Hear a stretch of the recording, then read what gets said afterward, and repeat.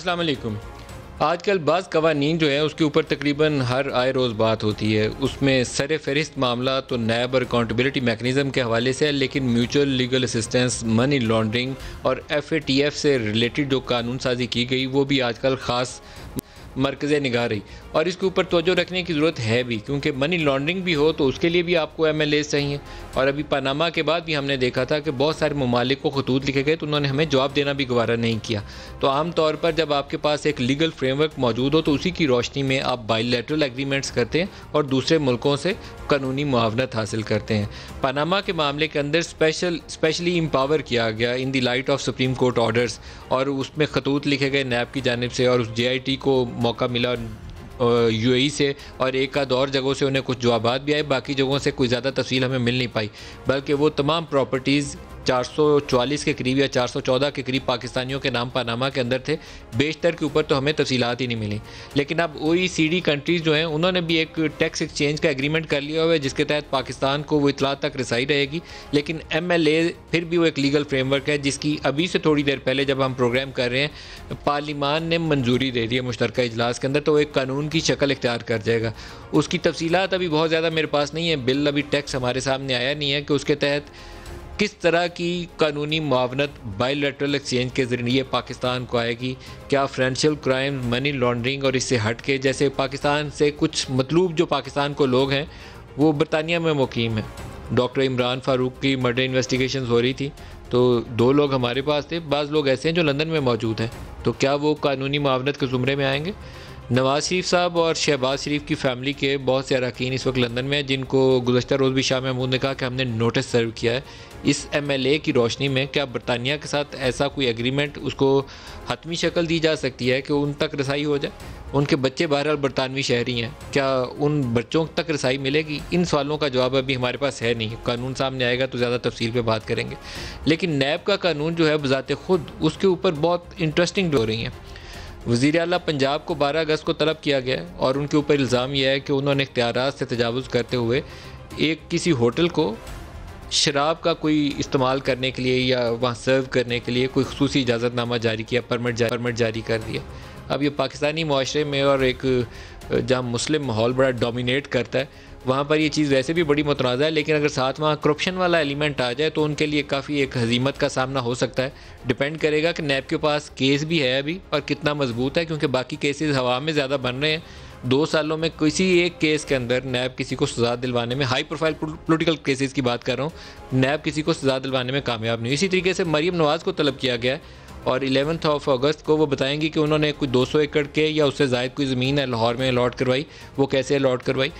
शाहिद खाकान के ऊपर LNG के ऊपर एक ज़िमनी रेफरेंस जहाँ उनके साहबजादे को भी साथ शामिल कर लिया गया, वो भी आ गया। क्या इसमें से कुछ निकाल पाएंगे या सुप्रीम कोर्ट ने जो गुज़श्ता रोज़ कहा, मैं वो पढ़ के सुनाना चाहूँगा कि वो चीज़ें हावी हो जाएंगी। जो ख्वाजा साद रफ़ीक के केस में एक ऑर्डर हमारे सामने है कोर्ट का, शायद आइंदा के लिए गाइडलाइंस उसी ऑर्डर की रोशनी में मिलेंगी। गुज़श्ता रोज़ सुप्रीम कोर्ट ने कहा चेयरमैन नैब आइन और कानून को बाईपास करके कैसे भर्तियाँ कर सकते हैं। नैब अफसरान की नाहली से मासूम लोग जेलों में सड़ रहे हैं। लगता है नैब अफसरान के लिए कानून की क्लासें लगाना पड़ेंगी। आपकी क्वालिफ़िकेशन क्या है? नैब कोर्ट का DG नैब इरफान मंगी से इस्तफसार। क्या आप फौजदारी मामलात का तजर्बा रखते हैं? जस्टिस काजी फायजिसा का ये सवाल था, उन्होंने कहा नहीं रखता। एक इंजीनियर हूँ, मेरा फौजदारी मुकदमात का कोई तजर्बा नहीं। एक इंजीनियर नैब के इतने बड़े और अहम ओहदे पर कैसे बैठा है? सुप्रीम कोर्ट ने यह सवाल किया। नैब कैसे काम कर रहा है? चेयरमैन नैब की कानून के तहत भर्तियां करते हैं। किस कानून के तहत भर्तियां करते हैं? चेयरमैन नैब जावेद इकबाल को किसी वक्त भी बुला सकते हैं, क्योंकि अब वो सुप्रीम कोर्ट के जज तो है नहीं। इरफान मंगी किसी की सिफारिश पर नैब में घुसाएं। किसकी सिफारिश पर नैब में घुसाएं? सुप्रीम कोर्ट ने बार बार मौके दिए, लेकिन नैब के गैर कानूनी काम जारी हैं। नैब के गैर कानूनी काम जारी हैं। इसके ऊपर ह्यूमन राइट्स वॉच उन्होंने आज एक रिपोर्ट जारी की है, या एक कमेंट्री कह लें जारी की है, और वो भी काफ़ी एम्बैरसिंग है नैब के हवाले से। हुकूमत पाकिस्तान सुप्रीम कोर्ट के हालिया फैसले की पासदारी करे। ह्यूमन राइट्स वॉच हुकूमत पर तनकीद करने वालों को जेलों में डालने के लिए नैब का इस्तेमाल बंद किया जाए। नैब के गैर कानूनी रवैये पर सुप्रीम कोर्ट का हालिया फैसला अहमियत का हामिल है। पाकिस्तानी हुकूमत डिक्टेटरशिप के ज़माने में कायम इदारे नैब को इस्तेमाल करने से गुरेज करे। पाकिस्तानी पार्लियामेंट नैब को आज़ाद बनाने के लिए फौरी इस्लाहात करे। पाकिस्तानी पार्लियामेंट शफाफ एहतसाब को यकीनी बनाने के लिए नैब कवानीन में तरमीम करे, ये ह्यूमन राइट्स वॉच कह रही है। तो आज हम प्रोग्राम में इन्हीं कवानीन को कैसे बनाया जा रहा है और कैसे इस्तेमाल किया जा रहा है उसी के ऊपर बात करेंगे। हमारे साथ जो मेहमानियात हैं, माहिर कानून है हमारे साथ हामिद खान साहब, इसके अलावा सलमान अकरम राजा साहब हमारे साथ हैं, और पार्लियामान का इजलास जारी है। वी होप कि हमें पार्लियामान से भी एक या दो मेहमान हमारे साथ होंगे। हामिद खान साहब, आपसे प्रोग्राम का आगाज़ करना चाहूँगा। अगर तो आपके थोड़ी सी वाकफियत है म्यूचुअल लीगल असिस्टेंस की कानून साजी जो की गई है, मैं बहुत ज़्यादा वाकिफ़ नहीं हूँ, तो पहले तो उस पर बता दें उसकी क्या अहमियत है। देखिए जी, अहमियत तो होती है म्यूचुअल असिस्टेंस की, ताकि दूसरे ममालिक से हमें डाटा फराहम हो सके।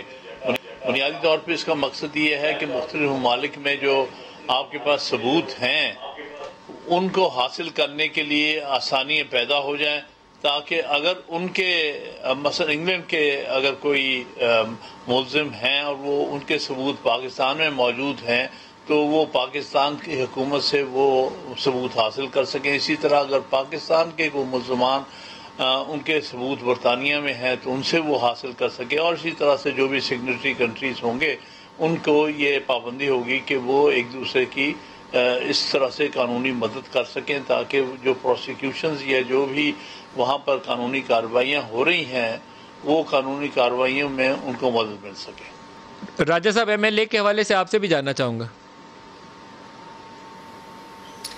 देखिए, म्यूचुअल लीगल असिस्टेंस की शिक तो हमारे नैब के कानून में मौजूद है, और उसके तहत नैब जो है दरख्वास्त अपनी या अपनी जो ज़रूरियात हैं उनके हवाले से मरासले मुख्तलिफ ममालिक को भेजता रहता है।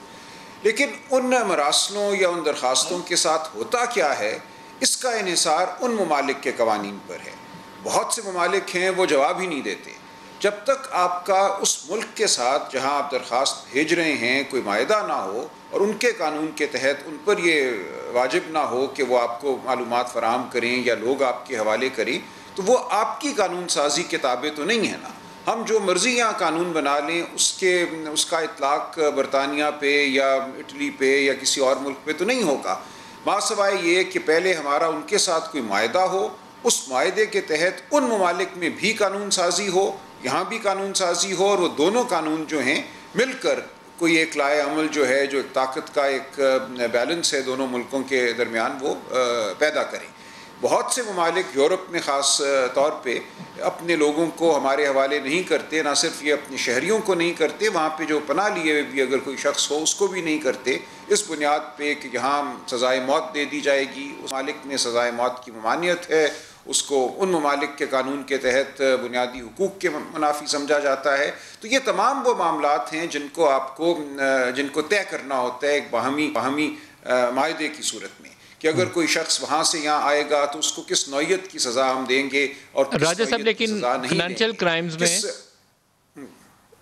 फाइनेंशियल क्राइम में आमतौर पर सज़ाए मौत नहीं होती। मैं अगर पनामा केस की मिसाल आपके सामने रखूं तो ब्रिटिश वर्जन आइलैंड्स, वहाँ से हमें कुछ नहीं था मिला MLAs की शक्ल में। इसी तरीके से UAE से जो चीज़ें हमने ली, जो कंपनीज वहाँ बनी हुई थी, या बाकी जो मामला थे, वहाँ गल्फ स्टील मिल्स की कहानी थी, या वहाँ पर लोगों ने कुछ ऐसे अकाउंट्स या रेजिडेंट शो करके इमरान खान साहब का इल्ज़ाम था कि वहाँ से स्विस अकाउंट्स के अंदर पैसा रुकवाया हुआ है। तो क्या इस MLA की मुआवनत से उन तक रसाई हो जाएगी? नवाज शरीफ साहब के जो साहबजादे हैं वो ब्रिटिश नेशनल हैं, वो बरतानिया में मुकीम है, उनको भी एब्सकॉन्डर यहाँ डिक्लेयर किया गया था, तो क्या उन तक इसी MLA के तहत अगर बायलैटरल एग्रीमेंट हो जाए तो उन तक रसाई हासिल की जा सकती है? जी, अगर बायलैटरल एग्रीमेंट हो जाए तो ज़रूर। उस वक्त यही हुआ था 2017 में कि नहीं थे मायदे उन ममालिक के साथ, ब्रिटिश वर्जिन आइलैंड्स हो या स्विट्ज़रलैंड हो, वो अपने आप को पाबंद नहीं समझते थे। उन ममालिक के सीक्रेसी के कवानीन हैं, राजदारी के कवानीन हैं, उनकी नज़र में वो कवानीन जो थे फ़ौक़ियत थी उनको हमारे मुल्क से भेजी गई किसी दरख्वास्त पर। अब अगर एक बायलैटरल एग्रीमेंट होती है, एक ट्रीटी होती है और उसके तहत वहाँ पे भी कोई कानून साजी हो जाती है तो फिर यकीनन मालूमात वो हमें दे सकते हैं। वहाँ का अदालती निज़ाम देखेगा कि क्या वो ट्रीटी या कानून साजी उनके किसी बुनियादी हुकूक के मुनाफी तो नहीं है, तो ये मामला चलेगा। लेकिन बायलैटरल एग्रीमेंट का होना ज़रूरी है, यकतरफा कानून साजी से कुछ हासिल नहीं होगा। नहीं होगा। अच्छा, बैरिस्टर अली ज़फ़र साहब भी हमारे साथ हैं। बैरिस्टर साहब, आपको वेलकम भी करता हूँ। MLA कौन सी मालूमात हैं जो पाकिस्तान जिन तक रसाई हासिल कर सकेगा? Money laundering, financial crimes, murder suspects, कौन कौन से लोग हैं जिनकी हम दरख्वास्त कर सकेंगे इस कानून के तहत? जी, मसलन आपने जो तीनों जो रेफरेंस दिए, बिल्कुल अगर कोई मर्डर करके भागा हुआ है या कोई मनी लॉन्ड्रिंग के क्राइम में कोई मुलविस है या उसके खिलाफ इल्ज़ाम है, इलीगल प्रॉपर्टीज किसी की पड़ी हुई हैं, तो वो उस सिलसिले में रिक्वेस्ट की जा सकती है एक मुल्क से दूसरे मुल्क को कि आप हमें ये इंफॉर्मेशन दें, इसकी डॉक्यूमेंट्स दें, हमें अपने केस में इस्तेमाल करनी है। इसका जो तरीक़ेकार होता ये है कि सबसे पहले एक एग्रीमेंट होनी पड़ती है दो ममालिक में, जिसके तहत आप एक दूसरे से कहते हैं कि हम अगर आप हमें ज़रूरत पड़ी तो हम एक दूसरे से इस तरह की इंफॉर्मेशन लेंगे, और उसके बाद फिर आप अपने अपने मुल्क में कानून साजी करते हैं ताकि आप अपनी जो इंस्टीट्यूशंस हैं उनको ये पाबंद कर सकें कि वो इस किस्म की रिक्वेस्ट अगर आती है किसी मुल्क से तो उसकी रिस्पांस में इंफॉर्मेशन दें। तो ये एक तरीक़ेकार होता है। जब कानून भी आ जाए और एग्रीमेंट भी हो जाए तो फिर ये मामला आगे चल सकता है। तो बैरिस्टर साहब, बैरिस्टर अली ज़फ़र साहब, क्या इसके तहत मुजरमान की हवालगी क्या वो भी इसी के अंदर शामिल होगी या एक्स्ट्राडिशन ट्रीटी उससे हट के होती है? नहीं, एक्स्ट्राडिशन ट्रीटी अलग चीज़ है। एक्स्ट्राडिशन ट्रीटी का मतलब ये है कि एक शख्स कहीं मुल्क में बैठा है और उसको दूसरा मुल्क अपने उस वापस लाना चाह रहा है ताकि उसके खिलाफ केस चलाए। उसके लिए एक एक्स्ट्राडिशन ट्रीटी होती है सबसे ज़रूरी।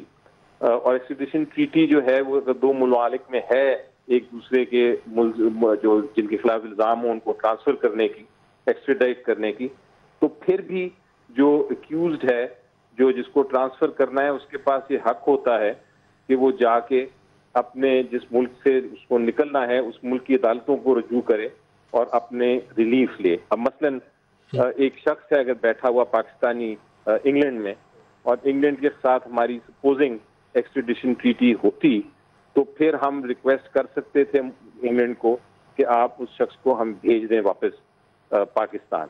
लेकिन उस शख्स के पास इंग्लिश कोर्ट्स में जाके उनकी अदालतों में जाके ये कहने का हक है कि मुझे पाकिस्तान ना भेजें क्योंकि मुझे खदशा है कि पाकिस्तान में मुझे इंसाफ नहीं मिलेगा।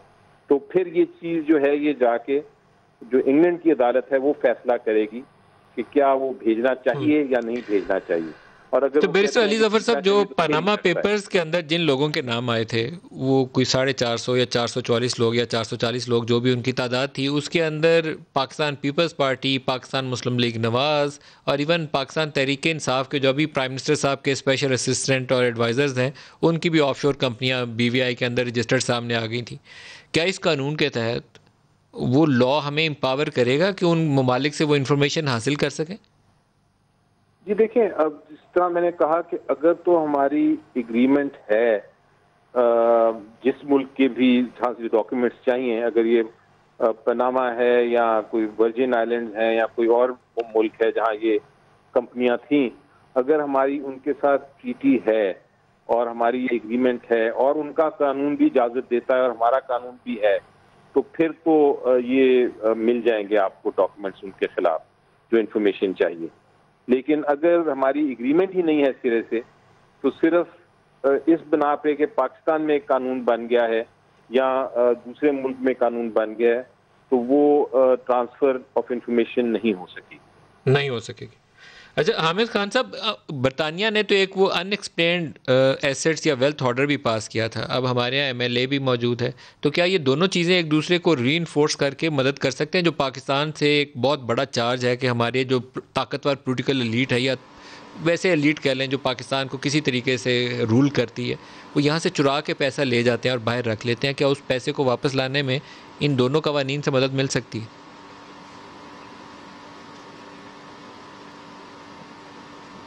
देखिए, जैसे कि अली ज़फ़र ने भी कहा है और ख्याल में सलमान ने भी कहा है, इसके लिए बायलैटरल ट्रीटी होनी ज़रूरी है और कॉरस्पॉन्डिंग लेजिस्लेशन भी दोनों मुल्कों में होनी ज़रूरी है। अगर इजाज़त दें तो मैं एक ब्रेक ले लूं। ब्रेक वापसी पे हामिद साहब से भी और अली साहब से भी चाहूँगा कि इसके ऊपर राय दें। एक ब्रेक ले लें, हमारे साथ रहिएगा।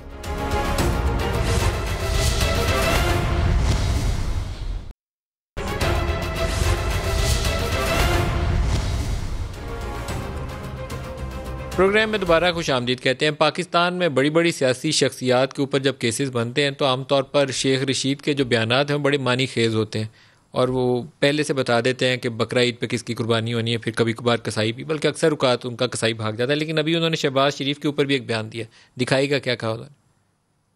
शहबाज शरीफ को तवीज़ धागे का काम करना चाहिए, तावीज़ शवीज़ करे उसका, और उसका और हमजा के केस सबसे ज्यादा सीरियस हैं। और आसिफ जरदारी को तो कोई फिक्र नहीं है, उसने PhD क्राइम में की हुई है। नैब जो है इंडिपेंडेंट अदारा, किसी को भी बुला सकती है। 4-6 महीने बड़े अहम है। हमारे लोगों को भी बुलाया जा सकता है, क्यों नहीं बुलाया जा सकता, इवन चीनी में बुलाया जा सकता है। जल्द आप सुनेंगे कि इनका एक ही मुतालबा होगा कि नैब खत्म करो, हम इमरान खान के साथ हैं। अब शहबाज शरीफ और हमजा के ऊपर जो चौधरी शुगर मिल वाला केस है, ये पीपल्स पार्टी के दौर का बना हुआ केस है, SCCP के पास रजिस्टर्ड है और उसकी तफसील हमने पढ़ी थी, रिपोर्ट की थी। बड़ा संजीदा नोयत का मामला है और उसकी जितने सिम्टम्स हैं उसके केस के, वो मनी लॉन्ड्रिंग से मिलते हैं, लेकिन आज तक वो केस कहीं पहुंचा नहीं। इसी तरीके से वो केस जिसको शहजाद अकबर ने इन्वेस्टिगेट किया, वो पापड़ वाला और दूसरे तीसरे जिनके अकाउंट से पैसे उन्होंने इल्ज़ाम आयद किया कि हुंडी हवाला के ज़रिए घूमे हैं, वो बज़ात खुद बहुत संजीदा नोयत का केस है। आसिफ जरदारी के ऊपर जो FIA ने रिपोर्ट बनाई, बशीर मेमन साहब ने, धांसू रिपोर्ट थी, but that report still just a report, उसके ऊपर कोई केस किसी शक्ल नहीं इख्तियार कर सका। हामिद खान साहब, ये सियासी बयानात की हद तक तो ठीक है, हम रिपोर्ट पढ़ते हैं तो उसमें जान नज़र आती है, पूछते हैं शहजाद अकबर साहब से तो बताते हैं बड़े मजबूत शवाहिद हैं, केस आगे नहीं बढ़ता, क्यों? इसमें बहुत सारी वजह तो उनकी इनकॉम्पिटेंस है। जो नैब में हमारे प्रोसिक्यूटर हैं, इन्वेस्टिगेटर्स हैं, ये एक बहुत बड़ा मसला है। जब से नैब बनी है तब से वहाँ पर जिन लोगों को लगाया गया है, बहुत सारे ऐसे हैं जो पॉलिटिकल अपॉइंटी हैं, बहुत सारे ऐसे लोग हैं जिनको किसी न किसी और बात को कॉम्पनसेट करने के लिए वहाँ पर एडजस्ट किया गया है। मेरे नज़दीक जब तक के वो लोग नैब में ना हों जो कि इन्वेस्टिगेशन के एक्सपर्ट्स हों और प्रोसिक्यूशन के लिए अच्छे हों, तब तक ये मामला कहीं नहीं पहुंच सकते। अगर आप लेकिन हामिद साहब जो बड़े बड़े ओहदों पर फायज हैं, सुप्रीम कोर्ट के जज हैं, खुद चेयरमैन नैब, इसी तरीके से जो उनके DGs हैं, मंगी साहब बड़े तगड़ी शख्सियत थे, पनामा पेपर्स की तहकीकात के अंदर शामिल थे। फिर जो लाहौर वाले DG हैं ज़ात खुद बड़े ताकतवर आदमी हैं। तो क्या आप समझते हैं कि इनके अंदर फॉरेंसिक इन्वेस्टिगेशन की काबिलियत नहीं है? नजर ये आता है कि जज होना एक किस्म की काबिलियत रखता है और इन्वेस्टिगेटर होना किसी और तरह की काबिलियत मांगता है। इसी तरह प्रोसिक्यूशन को चलाना वो भी एक अलग किस्म की एक्सपर्टीज है। ये मामला है बड़े शुरू से ही चले आ रहे हैं कि लोगों को पोलिटिकली एकोमोडेट किया जाता है मुख्तलिफ बड़े अहदों पर, लेकिन उनकी एक्सपर्टीज नहीं होती वहाँ पर। चलिए, एक तो ये कॉज है। दूसरा, बज़ाहिर ये लगता है कि इन्फ्लुएंस जो है, जो बड़ी शख्सियात जिनका आपने जिक्र किया, जो बड़े असर रसूख रखते हैं, उनका असर रसूख जो है वो नैब के अंदर भी पहुंच जाता है और भी अदारों में पहुंच जाता है। तो इसलिए उनको प्रोसिक्यूट करना, उनके खिलाफ इन्वेस्टिगेशन सही माने में किसी मैरिज पर पहुंचानी, तो ये हमारे हालात को सामने रखते हुए आसान काम नहीं। लोगों ने ये देखा है कि हुकूमतें बदल जाती हैं, जिन लोगों के खिलाफ पहले कार्रवाई हो रही होती थी वो हुक्मरान बन जाते हैं, और वो लोग जो उनके खिलाफ काम करते रहे हैं, इन्वेस्टिगेशन करते रहे हैं, प्रोसिक्यूट करते रहे हैं, वो ज़ेर-ए-ताब आ जाते हैं। ये बारहा ये मामला हुआ है, चाहे 97 में ये हुआ था जब नून लीग की हुकूमत आई थी और पीपल्स पार्टी के बहुत से लोगों के खिलाफ मुकदमा बने थे, तो ऐसा बाद में मुकदमा जो है खत्म हो गया, बल्कि उसके एवज बहुत से लोगों को बहुत सजाएं और मुश्किलात पेश आई। इस तरह से बाद में पीपल्स पार्टी के खिलाफ जो कुछ भी कोशिश की गई, उसके बाद उनकी हुकूमत आ गई, ये मामला सारे रफा दफा हो गए। यहाँ तक मुझे बताया गया है, मैं तो झूठ से नहीं कह सकता, लेकिन मुझे कुछ लोगों जो इन्वेस्टिगेशन करते थे कि बाकायदा जब हुकूमत आई 2008 में, तो बहुत सारे हुकूमती जो असल रसूख वाले लोग थे, उन्होंने वो सारे सबूत ज़ाया करा दिए जिन सबूतों की वजह से वो केस बने थे। बल्कि वो सारे जो गवाह होने थे उन्हें बुला बुला के उनसे एफिडेविट हासिल कर लिए कि जो कुछ मैंने पहले बयान दिया था इस हवाले से वो बयान गलत था। हामिद और खान साहब, आप इतना बड़ा बयान दे रहे हैं अर्थ शेकिंग किस्म का कि 2008 में जब हुकूमत आई पाकिस्तान पीपल्स पार्टी की, तो उन ताकतवर लोगों के ऊपर जो केसेस थे वो सबूत जाहिल कर दिए। उसका एक हमने स्विस अकाउंट्स का देखा था कि वो जब बक्से भर के लाए गए थे, वो आप उस तरफ इशारा कर रहे हैं? उस तरफ भी और कुछ और भी जो चीजें मंजर आम पे नहीं, वो तो इसलिए मंजर आम में आ गई ना कि और कौन से ऐसे केस थे जो आपके नॉलेज में आए होंगे? और भी मुसलसल केसेस जो इस लेवल के नहीं थे। वो तो एक बहुत बड़े लेवल का केस था जिसके ऊपर जिसकी सुप्रीम कोर्ट ने नोटिस दिया था जब वो NRO वाला केस हुआ और कहा गया था कि इसको ओपन करो, और वो सबूत जो लिखे गए थे उनको बंद करने के लिए उन्हें वापस दिया जाए। तो एक लंबी कहानी है। उसके अलावा भी बहुत सारे लोगों के खिलाफ ऐसे केसेस थे जिनमें कि आला तरीन जो मौजू पर शख्सियात थी और उनके बारे में भी सबूत जाया किए गए हैं। Name anyone sir, name anyone sir, आपको क्या बताया गया, किसके मुतालिक सबूत जाया किए गए? मुझे तो यहाँ तक भी किसी ने बताया था कि जरदारी साहब के बारे में कुछ थे डॉक्यूमेंट, जो डॉक्यूमेंट्स या वहाँ से फाइलों से चले गए या उनके बारे में जो विटनेसेस थे उन्हें डरा धमका के उनसे कोई बयान लिए गए।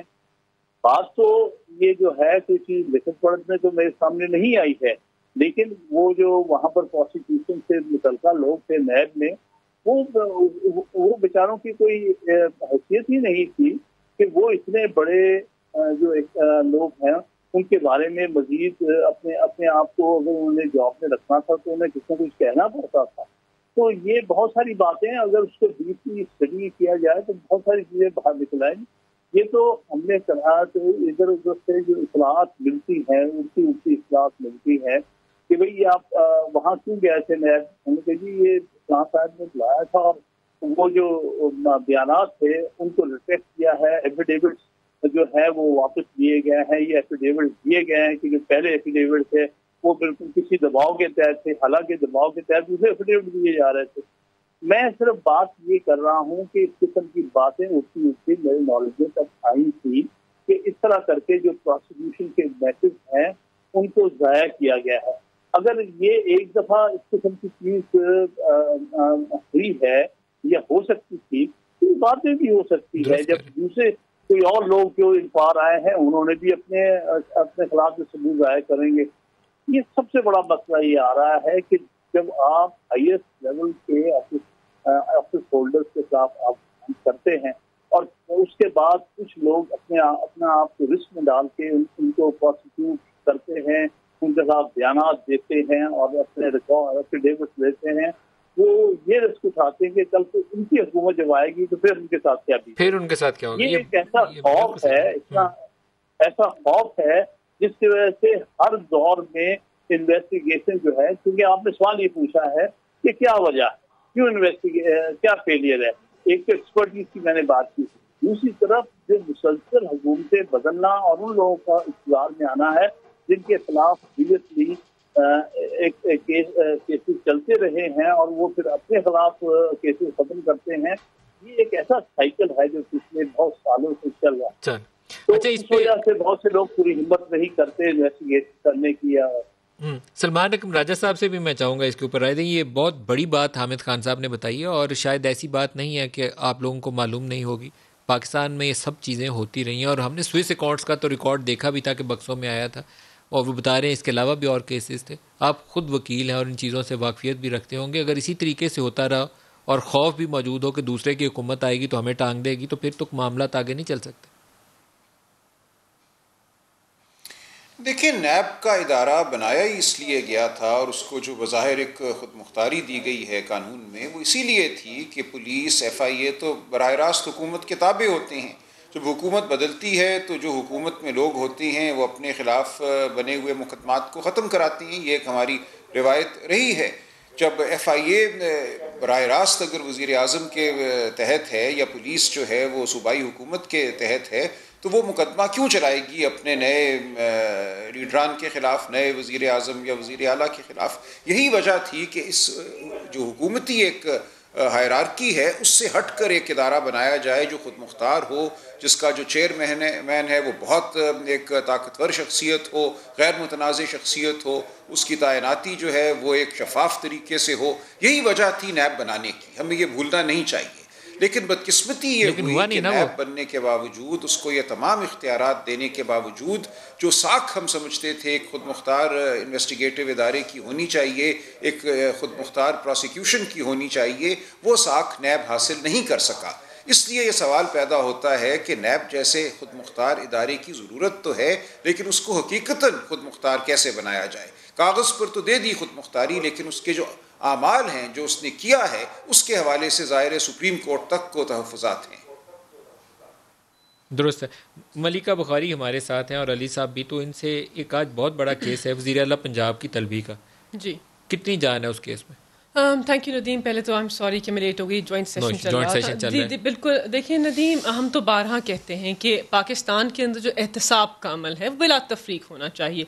आज वज़ीर आला पंजाब को नैब ने तलब किया है। पाकिस्तान तहरीक इंसाफ के किसी भी नुमाइंदे ने क्या उस केस की वज़ाहत कर सकती? शराब की एलोकेशन है किसी होटल के लिए। देखिए, एक केस है, एक एलिगेशन है, नैब ने उनको तलब किया है, वो नैब के एलिगेशन की बुनियाद पे किया है या उस केस में कुछ जान थी, नैब ने इन्वेस्टिगेट करके प्रोब करके फिर उनको बुलाया? नैब ने हमें ये तो नहीं बताया कि उस केस की डिटेल्स क्या है, ना मुझे पता है। मैं इतना जानती हूँ कि केस अल्कोहल के लाइसेंस का केस है, 5 स्टार होटल को देना चाहिए था और नैब के मुताबिक उसकी जो क्राइटेरिया है वो पूरा नहीं हुआ। लेकिन सबसे इम्पोर्टेंट अमल क्या है, अभी बात कर रहे थे मायानास वकील हैं सलमान अकरम राजा साहब, कि नैब को आप खुद मुख्तार कैसे करेंगे, नैब को, उसकी साख को आप कैसे दोबारा बुलंद करेंगे? ऐसे ही करेंगे जब बिला तफरीक एहतसाब होगा। पाकिस्तान तहरीक इंसाफ के किसी भी नुमाइंदे ने, किसी भी मेंबरान पार्लियामेंट ने किसी भी टॉक शो के अंदर कोई भी स्टेटमेंट बार भी इशू नहीं की कि हमारे वज़ीर आला पंजाब को आपने कैसे तलब किया, क्योंकि हम जानते हैं कि इदारा खुद मुख्तार है, अगर इन्वेस्टिगेशन करना चाहता है ज़रूर करे। तो इसी तरह आप नैब जैसे इंपॉर्टेंट इदारे को खुद मुख्तार करेंगे, पहली बात तो ये। दूसरी बात हम यहाँ कर रहे हैं एहतसाब के अमल की। ठीक है, नैब को आपने पिछले दौरे हुकूमत में डिफरेंट पॉलिटिकल पार्टीज़ ने सियासी इंतकाम के लिए इस्तेमाल किया, लेकिन एक नई रवायत रखने की ज़रूरत, अशद ज़रूरत है, क्योंकि ये केसेस पाए तकमील तक नहीं पहुँचे। और अब जो हम हुकूमत में आए हैं, हमने इदारे के ऊपर जो प्रेशर था उससे हमने इज्तनाब कर लिया है। सियासी लीडरान करते थे, हम नहीं करते। हम कहते हैं कि आप अपने अमल को आगे बढ़ाइए। सलमान अकरम राजा साहब भी पनामा केस के अंदर वकील थे और मैं वहाँ असिस्टिंग वकील थी। नैब चेयरमैन ने आके कहा कि मैं नवाज शरीफ साहब के खिलाफ केस नहीं आगे बढ़ाऊंगा। उन्होंने अपने हाथ उठा लिए। आला अदालत के मोहतरम जजेस ने कहा हम तो आपके ऊपर रिलाय कर रहे थे। तो इस तरह इदारों को इस्तेमाल किया पिछले दौरे हुकूमत में। हम नहीं करते, लेकिन हम कहते हैं कि चलिए, अवाम के पैसे का इस्तेसाल हुआ है, अवाम के पैसों के जामिन ने चोरी की है, उनके खिलाफ केसेस बनने चाहिए, उनका एहतसाब होना चाहिए, लेकिन ट्रांसपेरेंटली और कानून और इंसाफ के सारे पैराहे पूरे होने चाहिए। पॉलिटिकल इंजीनियरिंग के लिए नहीं, जो सुप्रीम कोर्ट हमारी कह रही है वो नहीं होना चाहिए। अली जफर साहब, चेयरमैन नैब, 2 बड़े केस उनके सामने और आ गए। एक तो उन्होंने चीफ मिनिस्टर पंजाब को बुला लिया और मरियम को भी दोबारा तलब किया। यहाँ अब तरीकाकार क्या होगा? सीएम के लिए क्या होगा, मरियम के लिए क्या होगा? क्या इंक्वायरी स्टेज पे जैसे बाकी लोगों को पकड़ के अंदर बंद किया था, यहाँ पे भी कुछ वैसा मामला होगा? जी, आपने बड़ा इंटरेस्टिंग सवाल पूछा। मेरी जाती राय में इंक्वायरी ये भी एक मसला है। आप पूछ रहे थे कि नैब में क्या क्या इश्यूज हैं। एक इशू ये भी है कि जो कानून साजी हुई थी नैब को बनाने के लिए, उसमें इतनी ज़्यादा ताकत दे दी गई थी एक अदारे को इंडिपेंडेंट बनाने के लिए शायद, कि वो भी एक तरह से अब्यूज ऑफ लॉ के तहत आ गया। एक जो इशू बड़ा चल रहा था वो यही था कि आप इंक्वायरी करने से पहले या इंक्वायरी करते हुए, अभी इन्वेस्टिगेशन की स्टेज भी नहीं आती तो आप लोगों को सर, ख्वाजा साद और ख्वाजा सलमान जेल काट के आए हैं ना सर, और शायद खाकान अब्बासी ने भी जेल काटी। और जो आप तो पॉलिटिकल लीडर्स की बात कर रहे हैं, अब सीएम पंजाब के मामले में नैब क्या करेगी सर? जी, तो अब ये तो हम सब कहते हैं कि इंक्वायरी स्टेज पे तो आपको, जब तक आपके पास इतने सबूत ना हो जाएं, आपको अरेस्ट नहीं करना चाहिए, चाहे जो भी हो। तो उम्मीद तो यही है कि जब आप इंक्वायरी नैब की एसओपीज जो बन रही हैं उसमें ये क्लैरिफिकेशन आ जाएगी। But sir, so far law is the same और NAB chairman powers are also the same. ये पावर्स नैब चेयरमैन के पास जो हैं इस वक्त वो डिस्क्रिशनरी पावर्स हैं। वो कुछ लोगों को वो कर सकते हैं, अरेस्ट करते हैं डिपेंडिंग ऑन द केस, किसी को नहीं करते। तो यही चीज हमने देखनी थी और इसीलिए कानून साजी की जरूरत थी। सर बड़ा मजे का केस यौम इम्तिहान बना दिया आपने सर उनके लिए, चेयरमैन नैब के लिए। आप करें तो क्या करें, बाकियों को तो अंदर डाला था, यहाँ क्या करेंगे सर? देखिए मुझे केस की नौयत का नहीं पता, अभी तो खाली नोटिस दिया गया है, एक्सप्लेनेशन जो भी आएगी वजीर आला से। Sir Shahid Khaqan former prime minister थे, 7 माह जेल काटी है उसने, ये जहन में रखिएगा।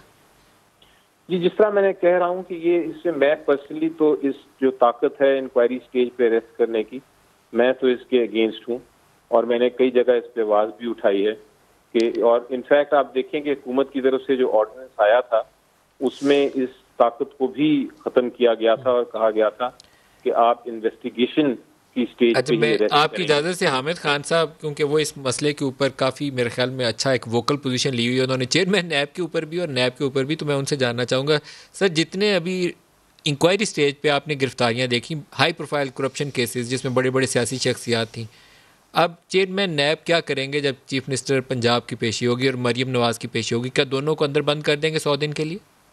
हामिद खान साहब।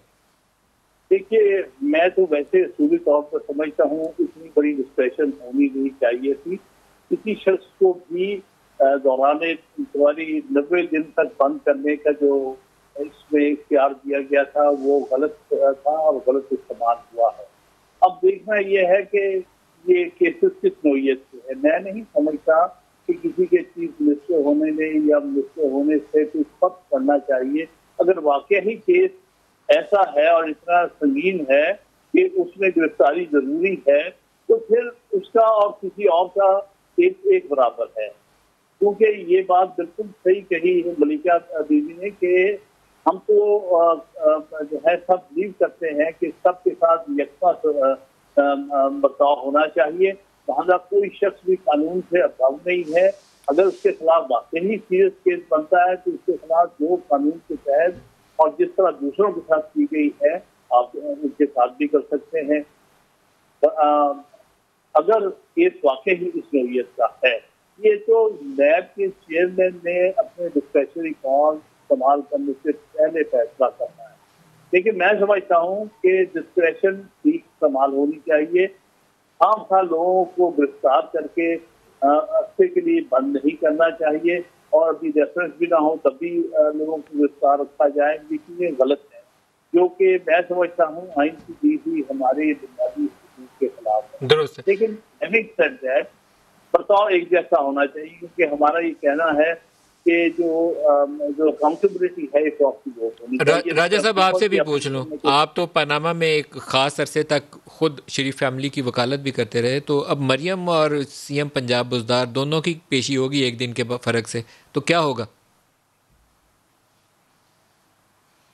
ये तो मैं कुछ नहीं कह सकता, लेकिन ये बिल्कुल एक तशवीशनाक सूरत हाल है कि इसमें कोई कायदा हमें नज़र नहीं आता किसको गिरफ्तार किया जाता है किसको नहीं किया जाता। मीर शकील रहमान 6 माह से जेल में हैं, उनको कॉल अप नोटिस किया था, इंक्वायरी स्टेज पे भी इन्वेस्टिगेशन भी शुरू नहीं हुई थी और उनको गिरफ्तार कर लिया गया। और बेशुमार लोग हैं जिनके खिलाफ इन्वेस्टिगेशन चल रही है, रेफरेंसेस दायर हो गई, उनको किसी भी मरहले पे गिरफ्तार नहीं किया गया।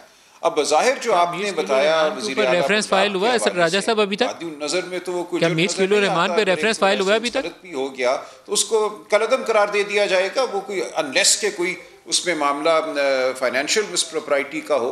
लेकिन बात यह है कि हमें फ़र्क करना है कायदे की खिलाफ वर्जी और करप्शन में। बहुत से मामलात होते हैं कि गलत फैसला हो जाता है, उसके लिए हम रिट करते हैं और अदालत हुक्म देती है इसको सही कर दो, वो जुर्म नहीं होता।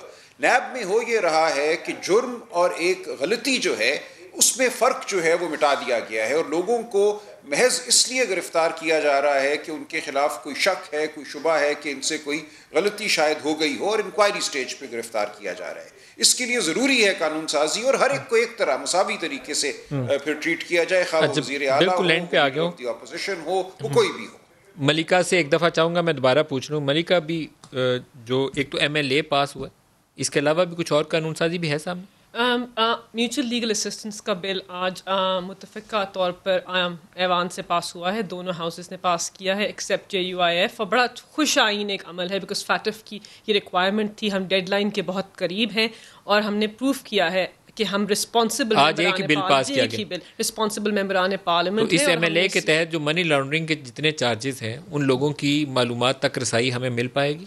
जी बिल्कुल, क्योंकि हमने एक जो अमल 9 साल से ना मुकम्मल था उसको कंप्लीट किया, आज मुकम्मल किया है कि एक सेंट्रल अथॉरिटी इस्टेब्लिश होगी, क्योंकि सेंट्रल अथॉरिटी की रिक्वायरमेंट इंटरनेशनल लॉ के अंडर भी है, मिनिस्ट्री ऑफ इंटीरियर के अंडर या ministry of under, ministry of interior के अंडर, तीनों सेक्रेटरीज लॉ और फॉरेन अफेयर्स और मिनिस्ट्री ऑफ इंटीरियर के उस कमेटी के अंदर बैठेंगे और होम सेक्रेटरीज भी होंगे और वहीं उस सेंट्रल अथॉरिटी के पास इंफॉर्मेशन आएगी और वहीं से जाएगी। और by law who is going to be to seek MLAs mutual legal assistance कौन सीख कर सकेगा? यही सेंट्रल अथॉरिटी, यही सेंट्रल अथॉरिटी सीख करेगी मिनिस्ट्री ऑफ इंटीरियर के अंडर। और ये बड़ा एक खुशाइन अमेंडमेंट था, एक खुशाइन बिल था और इसकी अशद जरूरत। क्या इस बिल के तहत जिन लोगों पे इल्जाम है कि उनके स्विस अकाउंट्स में $200 अरब आपकी हुकूमत नारा मारा करती थी जब आप अपोजिशन में पड़े हुए हैं, या ब्रिटिश वर्जन आइलैंड में जिन लोगों ने कंपनियां रजिस्टर कराई हैं, उनकी इतलात मिलेंगी आपको? देखिए, मैं किसी भी केस की स्पेसिफिक्स के ऊपर तो बिल्कुल कमेंट नहीं करूंगी, लेकिन इसका ज़रूरत इसलिए थी क्योंकि पाकिस्तान से पैसे लॉन्डर होकर बाहर गए,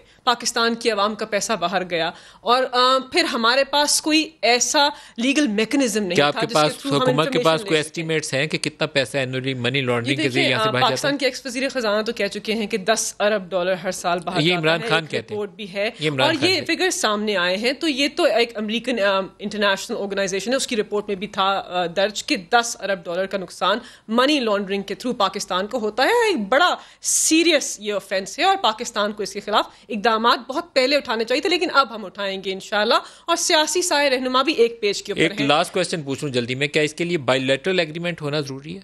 जी बिल्कुल, रेसिप्रोसिटी का प्रिंसिपल है, आपने वहां एग्रीमेंट करना है उनकी सेंट्रल अथॉरिटी से और उसके थ्रू इन्फॉर्मेशन आएगी। एक अरेस्ट के ऊपर एक लास्ट बात कर दूं क्योंकि सारे बहुत बड़े वकील हैं और मैं जूनियर हूं। अगर एक लाइन में कुछ कहना बस ये कि ये जो अरेस्ट का पावर है ये गैर आईनी नहीं है। ठीक है कि उसके पैरामीटर्स डिसाइड होने चाहिए लेकिन आईन के खिलाफ नहीं है। डिस्क्रेशन जो है वो आईन की रूह से मुतसादिम है, डिस्क्रेशन नहीं होनी चाहिए। उसके ऊपर आप बात कर सकते हैं लेकिन गैर आईनी नहीं है। मलिका बुखारी, सलमान अकरम, हामिद खान साहब और बैरिस्टर अली जफर साहब, आप सबका बहुत शुक्रिया। आज के लिए इतना ही, इजाजत दीजिए, खुदा हाफिज।